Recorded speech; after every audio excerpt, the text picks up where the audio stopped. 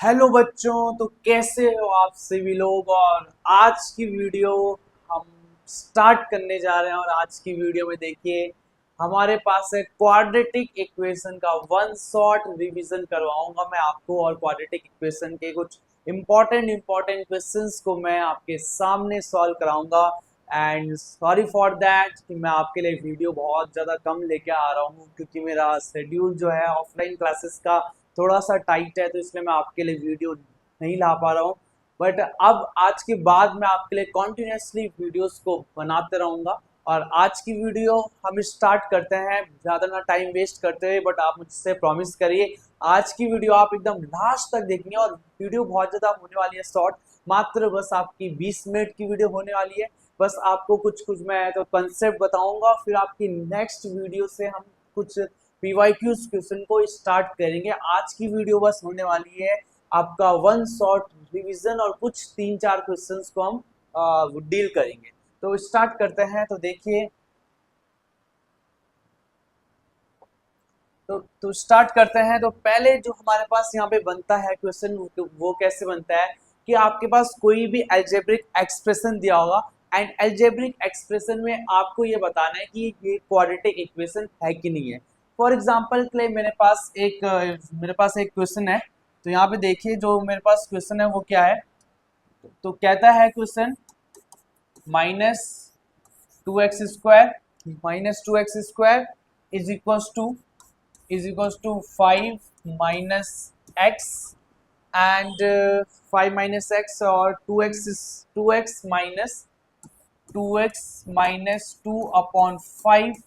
And इसमें बताना है कि क्या ये क्वाड्रेटिक इक्वेशन है या फिर नहीं है।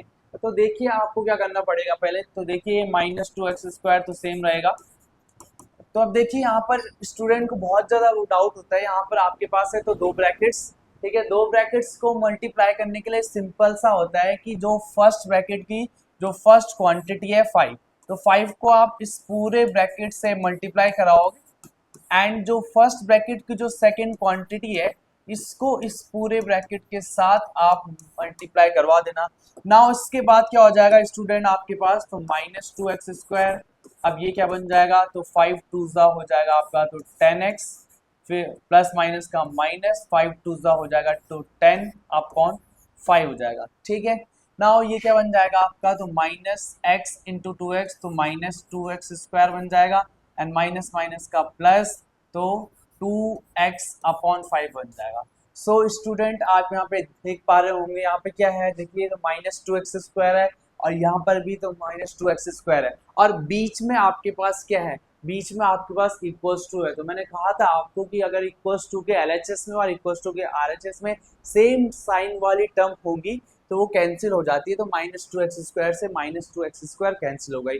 अब कह रहा है कि आपको पता होना चाहिए कि मैंने आपको पढ़ाया था। तो क्या पढ़ाया था मैंने कि क्वाड्रेटिक इक्वेशन की जो हमारे पास स्टैंडर्ड फॉर्म होनी चाहिए वो क्या होनी चाहिए, तो ax² plus bx plus c equals to 0। तो ये मैंने आपको पूरा जो मेरी जो पिछले वीडियोस हैं, जो मैंने 3 वीडियोस आपके लिए किए हैं अपलोड, तो वहाँ पे मैंने बताया हुआ है कि क्वाड्रेटिक इक्वेशन होती क्या है। तो क्वाड्रेटिक इक्वेशन का मतलब क्या होता है कि जब वेरिएबल्स की हाईएस्ट पावर होती है 2, एंड हमेशा जो क्वाड्रेटिक इक्वेशन की स्टैंडर्ड फॉर्म होनी चाहिए वो ये होनी चाहिए ax² plus bx plus c equals to 0, and a b c इसमें क्या होना चाहिए आपका कांस्टेंट होना चाहिए। तो देखिए आप क्या होना चाहिए, तो यहाँ पे देखिए मेरी जो 2 वाली टर्म थी जिसकी पावर 2 थी, तो वो वाली क्या हो गई मेरी, तो कैंसिल हो गई। तो मतलब यहाँ पर वेरिएबल की पावर क्या होगी, ओनली होगी 1। तो क्या ये क्वाड्रेटिक इक्वेशन होगी, तो ये क्वाड्रेटिक इक्वेशन नहीं होगी, क्योंकि क्वाड्रेटिक इक्वेशन के लिए बस आपको क्या देखना है कि वेरिएबल की हाईएस्ट पावर क्या होनी चाहिए, 2 होनी चाहिए, and where a is not equal to 0 मैंने आप लोग को बताया था। तो a कभी भी 0 नहीं हो सकता है, बिकॉज अगर a 0 के इक्वल होगा तो आपकी ये पूरी टर्म 0 हो जाएगी। और bx प्लस c जो मेरे पास है, bx प्लस c में अगर आप मुझसे पूछते हो कि क्या सर b और c 0 हो सकते हैं, तो यस, बी और सी आपका 0 हो सकता है, बट ए कभी भी 0 नहीं हो सकता, क्योंकि अगर मेरा ए 0 हो गया तो मेरी क्या बन जाएगी, लीनियर इक्वेशन बन जाएगी। और हम कौन सा चैप्टर पढ़ रहे हैं, क्वाड्रेटिक इक्वेशन वाला चैप्टर पढ़ रहे हैं। तो ये मेरा जो फर्स्ट क्वेश्चन था जो आपके पास आता है कई बार, कि कोई भी आपके पास एल्जेब्रिक एक्सप्रेशन देगा और उसमें कहेगा कि भाई ये क्वाड्रेटिक इक्वेशन है कि नहीं है, सो चेक करो। तो बस आपको उस वाले एल्जेब्रिक एक्सप्रेशन को देखना है कि भाई यहाँ पर कौन सी आइडेंटिटी यूज हो रही है, यहाँ पर कौन सा फॉर्मूला यूज हो रहा है, एंड उसके बाद आपको उसको सॉल्व करना है। और अगर वेरिएबल की हाईएस्ट पावर होती है 2 तो आपकी क्वाड्रेटिक इक्वेशन होगी, और अगर वेरिएबल की हाईएस्ट पावर 2 नहीं होती है तो आपकी क्वाड्रेटिक इक्वेशन ये नहीं होगी। तो सिंपल, तो क्लियर है। तो यहाँ से हम स्टार्ट करते हैं। अब नेक्स्ट पार्ट जो मेरा है वो ये है। नेक्स्ट पार्ट में मेरे पास आता है फैक्टराइजेशन। आप लोगों ने पढ़ा होगा कि फैक्टराइजेशन कैसे करते हैं। मैंने आप लोगों को पहले भी इस वाली से पहली वाली वीडियो में बताया था कि फैक्टराइजेशन कैसे करते हैं, और फैक्टराइजेशन को ही आपने सुना होगा नाम, स्प्लिटिंग द मिडिल टर्म बोलते हैं। तो splitting the middle term, splitting the middle term, अगर मैं बताऊं तो स्प्लिटिंग द मिडिल टर्म में मेरे पास है, जैसे मान लीजिए एक मेरे पास क्वेश्चन है और उसको हम सॉल्व करेंगे। तो देखिए क्वेश्चन है मेरे पास है कि x square minus 5x plus 6 है ना। तो मेरे पास ये क्वेश्चन है x square minus 5x plus 6, ठीक है। तो पहले आप कैसे करोगे, तो पहले आपने क्या करना है कि कोई भी आपने तो ऐसे सोचना है कि दो नंबर सोचना है कि जिनको प्लस करके -5y और जिनको मल्टीप्लाई करके क्या हो जाए 6 हो जाए। तो वो दो नंबर कहाँ से आएंगे मेरे पास, तो मैंने बताया था कि पहले आपको क्या करना पड़ेगा, ये कांस्टेंट जो है, ये कांस्टेंट जो है इसको फर्स्ट एक्स स्क्वायर के कोफिशिएंट के साथ मल्टीप्लाई करना पड़ेगा। सो जब आप इसको कांस्टेंट को एक्स स्क्वायर के कोफिशिएंट के साथ मल्टीप्लाई करवाओगे तो क्या हो जाएगा 6, तो क्या हो जाएगा 2 3 जा 6 और 3 1 जा 3। तो हमारे पास क्या हो गया, तो अगर मैं बात करूं तो यहाँ पे क्या हो जाएगा मेरे पास कि अगर मैं 3 + 2 करता हूँ तो 3 + 2 मेरे पास क्या हो जाएगा 5 हो जाएगा, ठीक है। और अब देखिए यहाँ पे क्या हो जाएगा, देखो यहाँ पे सिंपल है, तो एक्स स्क्वायर माइनस मैंने बाहर कर दिया। तो देखिए अगर आप इसको प्लस करोगे तो 3 + 2 लिख दिया मैंने, और यहाँ पे मेरा हो गया x + 6, ठीक है। तो मैंने यहाँ पर ब्रैकेट इसलिए वो लगाया हुआ है कि ताकि आपका, देखो अगर मैंने कहा था यहाँ पे कि आपको कोई भी ऐसा दो नंबर सोचने हैं कि जिनको प्लस करके क्या आ जाए -5 आ जाए। तो मेरा क्या है, तो अगर मैं -3 और -2 को प्लस करता हूँ तो माइनस माइनस का क्या होता है प्लस होता है। तो यहाँ पे आ जाएगा मेरा आंसर -5। तो सेम चीज यहाँ पर भी होगी, क्योंकि मैंने यहाँ पे क्या लगाया है, तो ब्रैकेट लगवाया है।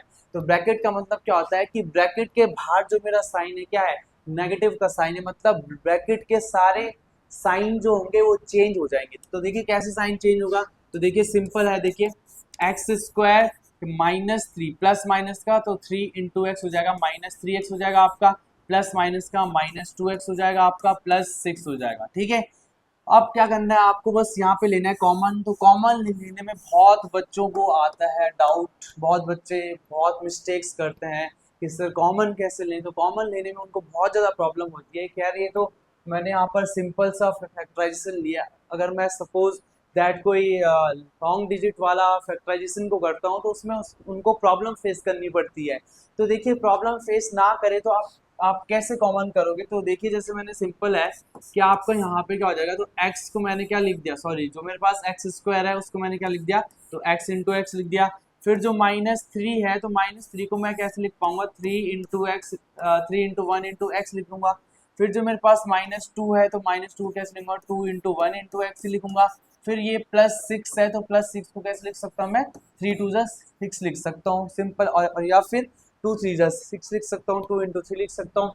तो देखिए यहाँ पर क्या होगा मेरे पास, तो देखिए अब पहले मुझे यहाँ से कॉमन लेना है और फिर यहाँ से कॉमन लेना है। तो अब देखिए आपको सिंपल सा यहाँ पे दिख रहा होगा मैं क्या कॉमन ले सकता हूँ यहाँ पे, तो मैं यहाँ पे ले सकता हूँ, मेरा आ जाएगा कॉमन x, ठीक है। फिर अंदर क्या बचेगा, यहाँ से x और यहाँ से एक x कॉमन हो गया, तो फिर अंदर क्या बचेगा, तो यहाँ पे हो जाएगा x और -3 × 1 तो हो जाएगा 3, तो मतलब 3 बच गया। फिर यहाँ पर भी सेम हो जाएगा। तो देखिए यहाँ पर क्या है, एक तो देखो 2 ये हो गया और एक 2 ये हो गया। तो अगर मैं यहाँ, और ये माइनस पहले से ही है तो -2 यहाँ पर सेम रहेगा, तो फिर क्या बन जाएगा ये x और प्लस माइनस का हो जाएगा -3। तो ये क्या बन गया आपका, देखिए तो x -2 एंड x -3। नाउ अब आप क्या करोगे कि इनको बस 0 के इक्वल पुट कर लीजिए, तो क्या हो जाएगा, x की वैल्यू आ जाएगी एक में 2 और एक में x की वैल्यू क्या आ जाएगी 3 आ जाएगी। मतलब ये मेरे पास क्या हो गए, रूट्स हो गए इस वाली क्वाड्रेटिक इक्वेशन के। बट ये मैंने सॉल्व किया आपका बाय फैक्टराइजेशन मेथड से, ठीक है। अब उसके बाद हमने जो पढ़ा था, जो शॉर्ट डिवीजन में जो आएगा मैंने जो लिया है, तो उसके बाद लिया है मैंने क्वाड्रेटिक फॉर्मूला। तो क्वाड्रेटिक फॉर्मूले से भी हम क्या फाइंड करते हैं, रूट्स ही फाइंड करते हैं। बट रूट्स जो मेरे फाइंड होंगे वो कैसे फाइंड होते हैं, तो मैंने बताया है आपको कि वहां पर जो पहले आपको फाइंड करना पड़ता है, तो वहां पर फाइंड करना पड़ता है कि अगर आपको कोई भी क्वाड्रेटिक इक्वेशन गिवन है तो पहले आप क्या फाइंड करोगे, नेचर ऑफ रूट्स फाइंड करोगे। तो नेचर ऑफ रूट्स फाइंड करने के लिए मेरे पास क्या आता है, नेचर ऑफ रूट्स फाइंड करने के लिए मुझे फाइंड करना पड़ता है डिस्क्रिमिनेंट की वैल्यू। तो देखिए डिस्क्रिमिनेंट की वैल्यू कैसे निकालेंगे हम, तो डिस्क्रिमिनेंट की वैल्यू क्या होगी, बी स्क्वायर माइनस 4ac होता है, और ये डिस्क्रिमिनेंट को करते हैं हम डिनोट डी से, तो d equals to B square minus 4ac। तो ये आपका हो गया मेरा डिस्क्रिमिनेंट हो गया बी स्क्वायर माइनस 4ac थे। तो अब देखिए अगर मेरे पास देखिए अगर हाँ, तो इसके बनते हैं 3। तो पहले मैं क्या करूंगा, नेचर ऑफ रूट्स फाइंड करूंगा, जो कि आपको तो पता होगा। तो नेचर ऑफ रूट्स कैसे फाइंड करते हैं, तो पहला देखिए if d is greater than 0। सो अगर d की वैल्यू 0 से ग्रेटर आ गई तो आप क्या बोलोगे कि मेरे पास क्या होंगे, रूट्स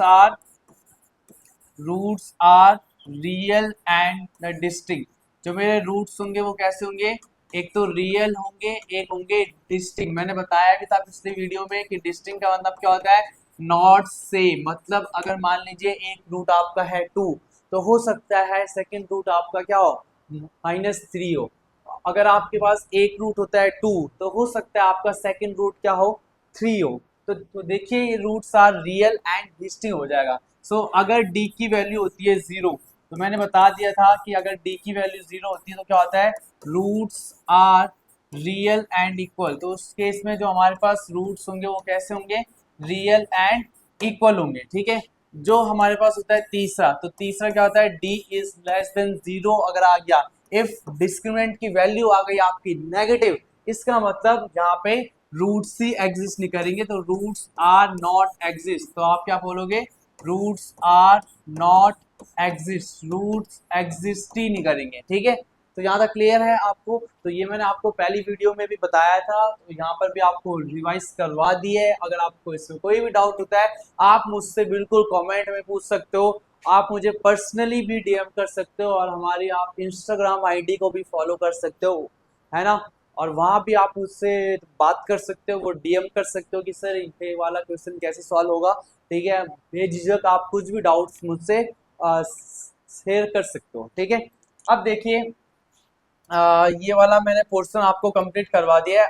तो अब देखिए इसके बाद इसके बेसिस पे, हाँ तो अब देखिए जो मैं बता रहा था यहाँ पर, तो वो क्या बता रहा था कि अगर आपके पास जो डी की वैल्यू है वो ग्रेटर देन 0 आ गई, और जो डी की वैल्यू है वो अगर आपके पास इक्वल्स टू 0 आ गई, तो आप यहाँ पे रूट्स फाइंड करोगे। बट कहाँ से फाइंड करोगे आप यहाँ से रूट्स फाइंड करोगे बाय द क्वाड्रेटिक फॉर्मूला। बच्चे बहुत कंफ्यूजन होता है कि नेचर ऑफ रूट्स और क्वाड्रेटिक फॉर्मूला हम कब यूज करेंगे। तो पहले आप हमेशा कोई भी क्वाड्रेटिक इक्वेशन आपको अगर होगी गिवन, तो उसमें आप तो पहले क्या फाइंड करोगे, नेचर ऑफ रूट्स फाइंड करोगे। तो अगर नेचर ऑफ रूट्स में जो डी की वैल्यू है 0 से ग्रेटर आती है, और या फिर डी की वैल्यू 0 के इक्वल आती है, तो आप तभी आप क्या करोगे, क्वाड्रेटिक फॉर्मूला को अप्लाई करोगे। और अगर आप मान लीजिए कि d की वैल्यू 0 से कम आती है, तो रूट्स आर नॉट एग्जिस्ट, मतलब सो आप उस टाइम पे क्वाड्रेटिक फॉर्मूले को यूज नहीं करोगे। बस ये है सिंपल कंसेप्ट। तो अब देखिए मेरे पास एक जैसे तो क्वेश्चन है, तो मैं आपको एक एक क्वेश्चन करवाता हूँ, और एक क्वेश्चन करवा के फिर इस वीडियो को बस लास्ट में मीन्स एंड करते हैं। तो मेरे पास जो क्वेश्चन है वो है x square minus 8x plus 16 equals to 0। So ये मेरा क्वेश्चन है। तो पहले आप क्या करोगे, या तो यहाँ पे फाइंड करोगे तो d की वैल्यू। तो अब देखिए मैंने आपको बताया कि हमेशा जो हमारे पास एक्स स्क्वायर का कोफिशिएंट होता है वो होता है a। तो a की वैल्यू 1, b की वैल्यू -8 और c की वैल्यू है आपकी 16। तो पहले फाइंड करिए d की वैल्यू। तो d की वैल्यू क्या हो जाएगी, बी स्क्वायर माइनस 4ac तो बी की वैल्यू क्या आ जाएगी -8 का स्क्वायर -4, फिर ए की वैल्यू 1 और सी की वैल्यू क्या आ जाएगी 16। नाउ क्या हो जाएगा, तो 8 का स्क्वायर 64 -64 इक्वल्स टू 0। तो आप देख सकते हो कि यहाँ पे जो डिस्क्रिमिनेंट की वैल्यू हमारे पास आई है तो वो क्या आई है, 0 के इक्वल आई। इसका मतलब कि जो मेरा रूट्स होंगे इस वाली इक्वेशन के वो कैसे होंगे, roots are real and equal होंगे, रियल एंड इक्वल रूट्स होंगे। अब देखिए जब रूट्स रियल एंड इक्वल होंगे तो आप फाइंड करोगे, रूट्स को फाइंड करोगे। तो रूट्स आप कहाँ से फाइंड करोगे, बाय क्वाड्रेटिक फॉर्मूला से फाइंड करोगे। तो क्वाड्रेटिक फॉर्मूला में आपको बता देता हूँ, -b plus minus root B square -4ac/2a। तो देख सकते हैं आप, सिंपल है ये तो। आप क्योंकि यहाँ पे जो d की वैल्यू है वो 0 हो गई, तो अब देखिए जैसे b है तो b की वैल्यू क्या है, यहाँ पर -8 है, तो माइनस माइनस का क्या करोगे आप, प्लस करोगे।